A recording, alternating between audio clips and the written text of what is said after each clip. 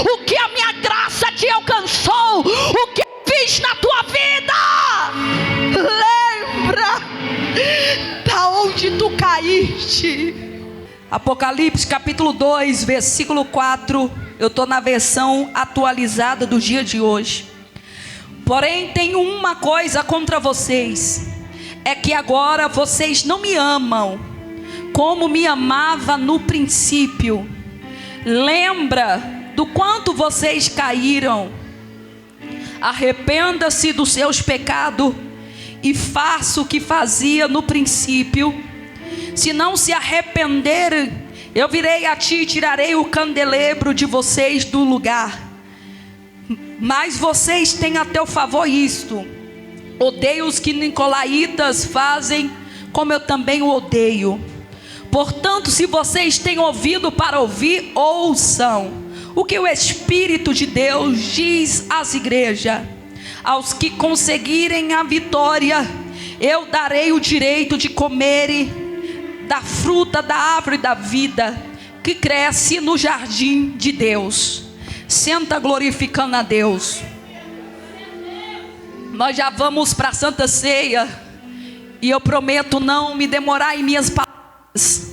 Não é por muito falar, mas pelo direcionamento que o Senhor dá a cada um de nós.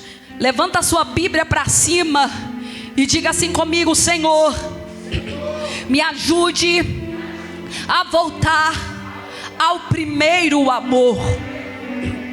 Meu irmão, nós estamos falando de uma carta que foi enviada à igreja de Éfeso. É bem verdade que quem está falando aqui e quem está dando certos conselhos é o próprio Cristo Jesus, o Cristo ressuscitado, o Cristo que morreu, mas ele foi glorificado. Aqui nós estamos falando da igreja de Éfeso. Atos dos Apóstolos, capítulo 19 em diante, vai estar narrando acerca da igreja de Éfeso, que foi implantada pelo apóstolo Paulo. A igreja de Éfeso começou a receber aquele apóstolo e começou a experimentar um grande avivamento, aonde chega ao ponto da palavra de Deus ser anunciada. E muitos daqueles que ouvem a palavra pega os seus livros de mágica e começa a queimar em lugar público. A maior evidência de alguém que é avivado não é o título que ela carrega. A maior evidência que alguém é avivado não é o tanto que Deus usa, mas é o tanto que essa pessoa suporta em meio ao processo. A Bíblia diz que agora a palavra de Deus era anunciada, ao ponto que naquele centro de Éfeso encontrava o centro da deusa Diana, aonde quando a palavra é pregada começa a ter uma confusão. Meu irmão, Deus nessa noite quer levantar remanescente que ama a palavra. Já tem países por aí que não pode mais abrir a Bíblia. Já tem cidade por aí que não pode apregoar que Jesus ressuscitou. Mas hoje a minha palavra é para mim e para você: continue amando a palavra enquanto pode, porque a palavra tem o poder para avivar aquele que está batido. Pegue na mão de uma pessoa que está do teu lado e sacode ele. Mesmo se ela não gostar, não tem problema. Diga para ele: o que vai mudar você não é o movimento, o que vai mudar você não é uma noite de congresso, o que vai mudar você é o avivamento que você recebe, é a tua vida diária. Tem muita gente que está enganado por aí, roda na igreja, pula na igreja, mas quando é no outro dia está com depressão, está querendo se desviar, está querendo voltar para cocaína, para maconha, está querendo descer até o chão. Mas quem é avivado não tem tempo para se negociar com o pecado. Quem tem um avivamento é diferente. O pecado baixinho, o pecado baixo, o pecado pode bater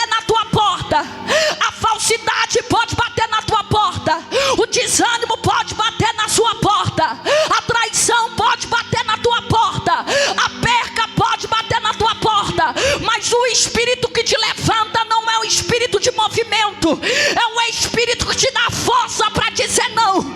Levanta a mão para cima, porque hoje, pelo poder da palavra, Ele vai te encher com o verdadeiro avivamento.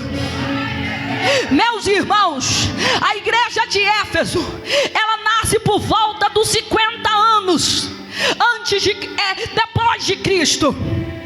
A Bíblia diz que agora o Senhor envia cartas, e uma da carta é para a igreja de Éfeso. Ele começa com uma narrativa dizendo assim ao anjo da igreja, porque antes de Deus ter um encontro com a igreja, ele vai ter um encontro com a liderança para liberar o avivamento e as palavras do Senhor. Ele começa a dizer assim: esta é a mensagem daquele que está segurando as 7 estrelas nas mãos direitas e que anda no meio dos 7 candelabros. Aqui está tipificando, meu irmão, as 7 estrelas eram os 7 pastores, os 7 candelabros eram as 7 igrejas.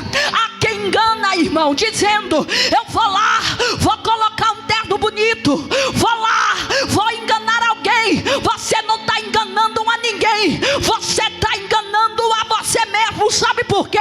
Porque Jesus já está passando na mares, e Ele está olhando para alguém dizendo: eu sei quem veio me adorar, e eu sei também quem veio para observar, eu sei quem veio para ser cheio, e eu sei também quem veio para cumprir um protocolo, eu sei para quem veio mesmo quebrado, angustiado, mas sei também dos fariseus que me cercam.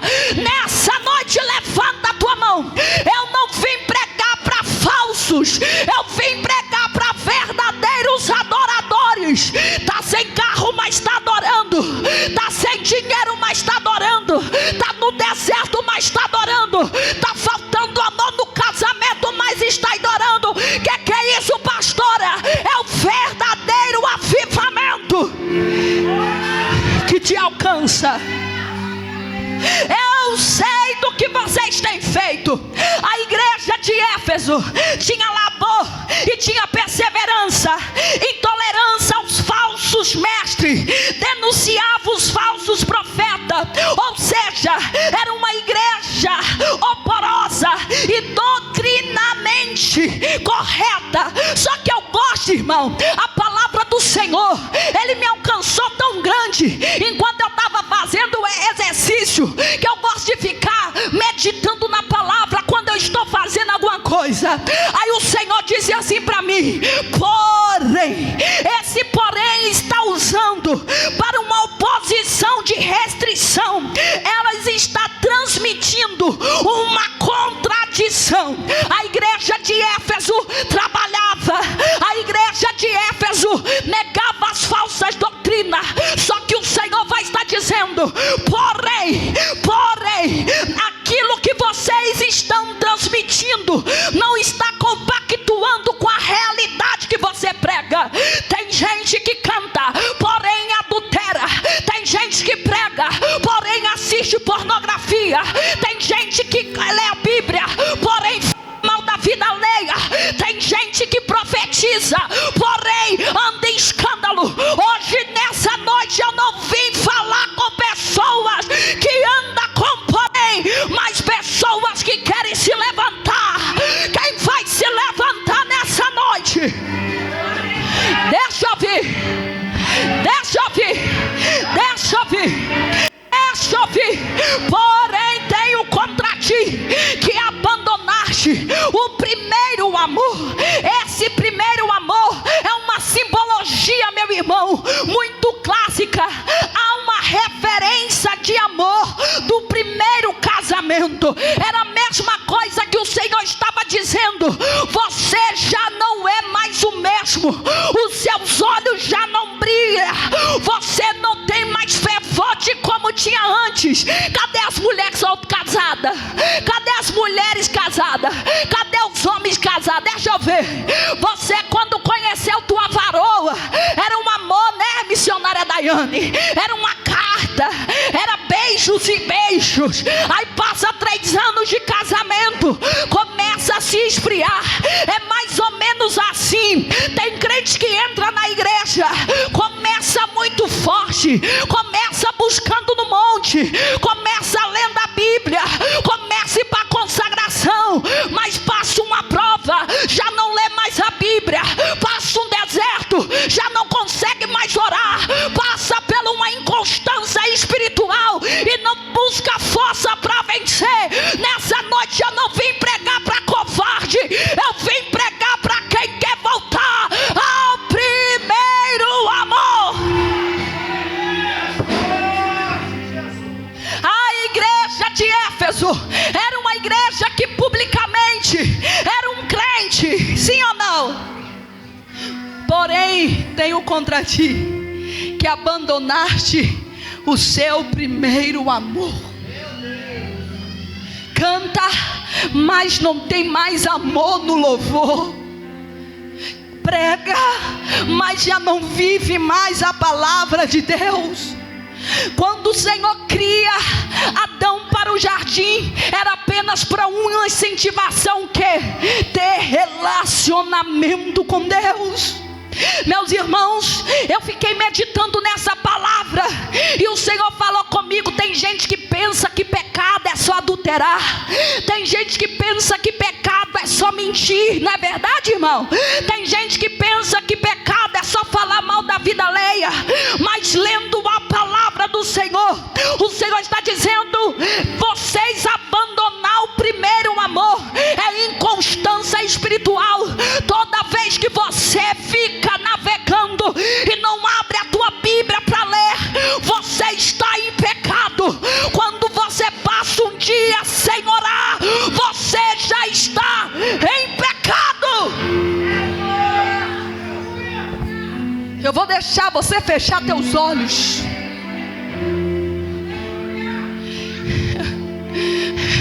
Eu vou deixar você fechar seus olhos.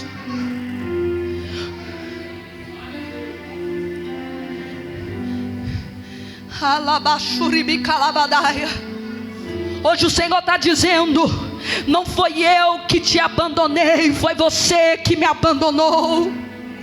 Não foi eu que te rejeitei, foi você que me rejeitou. E eu crio estratégia para te resgatar de onde você precisa sair. E eu não quero me demorar. E o conselho do Senhor para a igreja de Éfeso é: lembra-te da onde você está muito fraco. Alguém falou aí atrás: lembra-te da onde você. Aí o Senhor falou comigo: às vezes precisamos pregar para nós mesmos, para lembrar da onde Deus nos tirou. Às vezes precisamos contar o nosso próprio testemunho para saber o tamanho da graça que nos alcançou. Quando eu estou fraca, desanimada, eu já vou logo no meu documentário, e quando pensa que não, já volto a fazer tudo de novo. Porque você se lembra aonde a graça de Deus te alcançou. Pegue na mão de uma pessoa que está do teu lado e diga assim: muda de memória, visita lá atrás, quando ninguém te queria, tu era o maior prostituto, aí Deus foi lá. Não fala isso não, meu Deus. Tu era o maior prostituto, não tinha valor, aí Deus foi lá, pegou você, transformou você em um pai de família. Você era uma mulher da vida, bêbada, cheia de cachaça, aí Deus foi lá, pegou você, banhou com sangue e disse: vai casar, vai ser mãe de filho. Você nasceu de um pai alcoólatra, aí Deus foi lá, pegou você,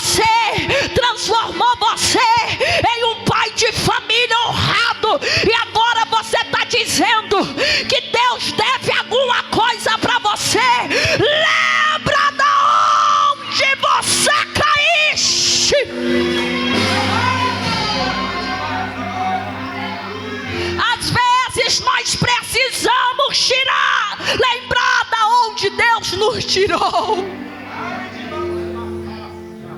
Quando eu vim por aí, meu Deus, que tanto família minha falava, essa aí vai ser uma prostituta da vida. Minha professora disse, vai ser uma prostituta da vida. Aí quando Deus me enxergou, Deus disse, vai nada, vai casar, vai ser mãe de filhos, vai pregar. Hoje eu vim pregar para pessoas que foram alcançadas pela graça de Deus. Se você puxar a memória, tem um motivo para você dar glória.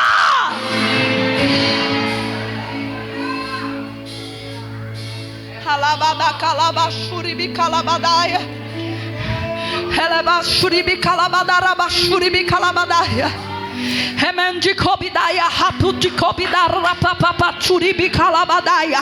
Hoje o Senhor está trazendo a sua memória, pastora, mas ainda não está do jeito que está. Mas lembra do que você já foi um dia, lembra da onde Deus te tirou. E hoje Deus está dizendo: se está procurando motivo para me adorar, só lembra o que a minha graça te alcançou, o que eu fiz na tua vida. Lembra da onde tu caíste.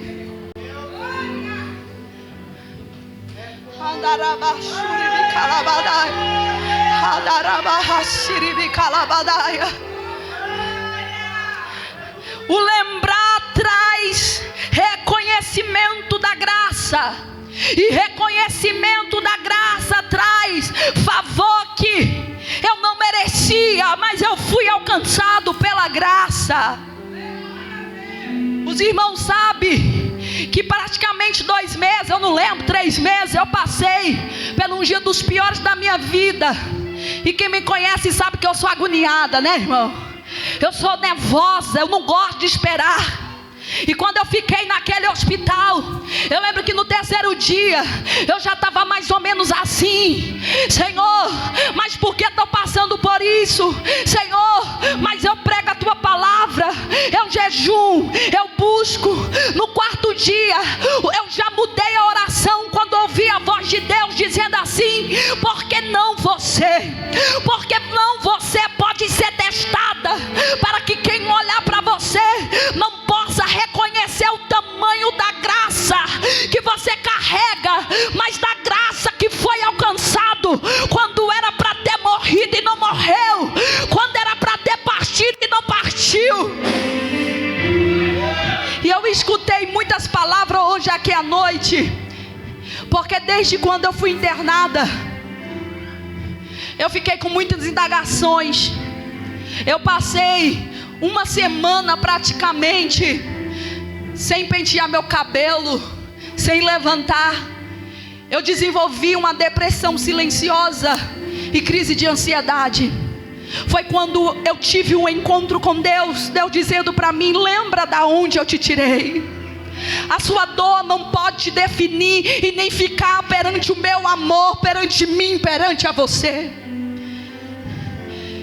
E quando eu comecei a retornar e a me levantar, eu lembro que eu falei: a primeiro passo, vou voltar para os meus estudos depois que eu saí.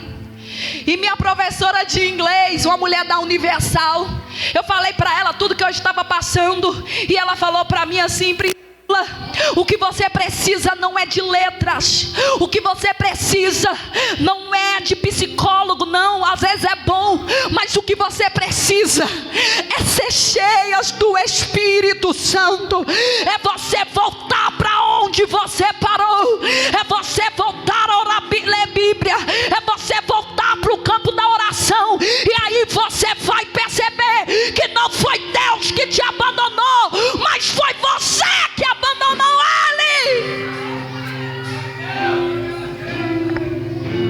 Aí vem o segundo passo. Diga: qual é, pastora?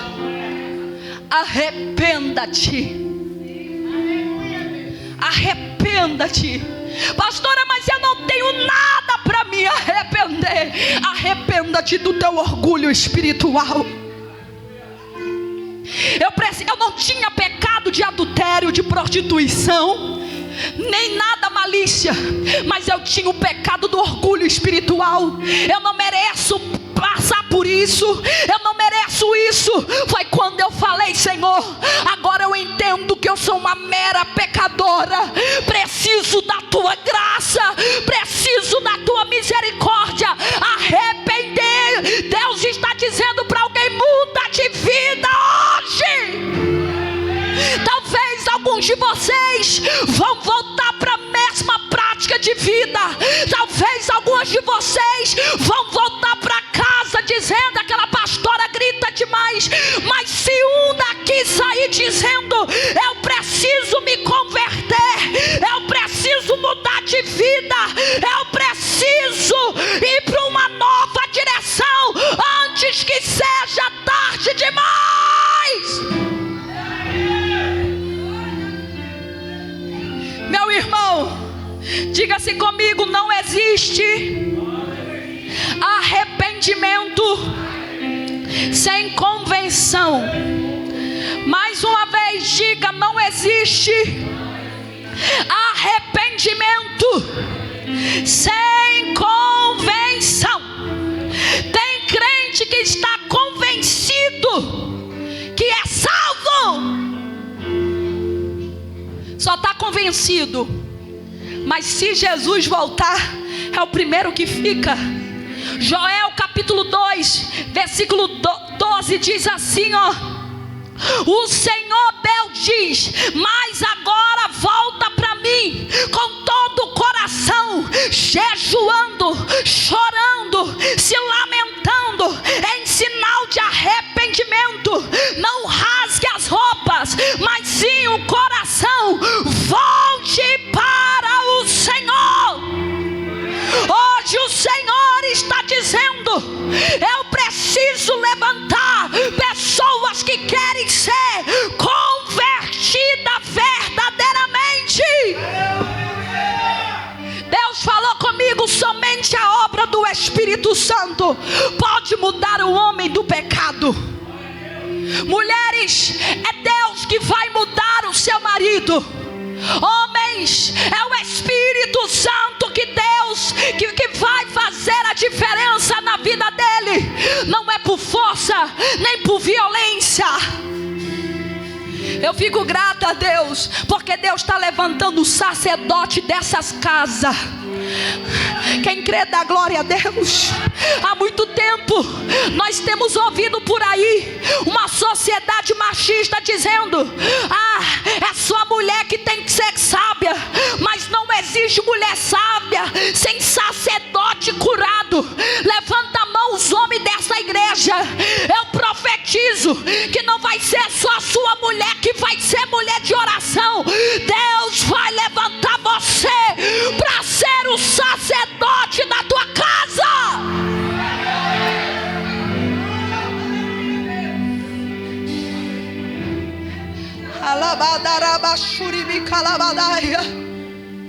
Diga assim para mim, comigo: eu preciso me arrepender dos meus pecados. E o Senhor vai estar dizendo: volta a praticar as primeiras obras. Já viu aquela música? Quero voltar ao início de tudo, encontrar-me contigo, Senhor. Quero rever meus conceitos e o que? Valores. Reconstruir essa mesma coisa. Volta para as primeiras práticas. Sabe o tempo que você acordava de madrugada para orar, botava o celular para despertar? Volta para lá. Nós precisamos voltar à inocência do primeiro amor, igreja. Eu sei que é uma palavra, né, irmão, difícil de dar glória, mas o Senhor está nos exortando para dizer para nós: nós precisamos buscar a face de Deus enquanto se pode achar. Volta a ler a Bíblia. Volta para a prática do jejum. Volta a acreditar. Nós estamos numa geração mimicistas, aonde vão atrás de bênção e não é pecado, mas esquecemos que o culto não é para nós, o culto não é para ver quem gosta, o culto é para Deus. Nós vemos já armado, né, irmão? Já aconteceu comigo. Eu vou na igreja e às vezes as igrejas pentecostal como essa fica cheinha. Eu vou lá para ver se uma missionária vai colocar a mão na minha cabeça e Deus vai falar comigo, sendo que Deus já quer falar contigo dentro do teu quarto, sendo que Deus quer ter um relacionamento contigo dentro da tua casa, lá dentro do teu trabalho. Deus quer se manifestar para você. E o último conselho, o Senhor está dizendo assim: portanto, se não se arrependeres, eu virei e tirarei o candelabro de vocês do lugar. O Senhor estava dizendo assim: se vocês não mudarem de vida, se vocês não se arrependerem, eu vou mover você de lugar. A árvore que não der fruto, o que acontece? É cortada e lançada onde? No lago de fogo. Agora vocês não vão dar glória, né, irmão? O lago de fogo, um fogo a qual o verme nunca morre. Se você não está conseguindo suportar a tribulação dessa terra, imagine se um de vocês ou eu for para o lago de fogo, a qual só tem sofrimento. Mas levanta a tua mão para cima e diga assim: eu vou voltar ao início de tudo.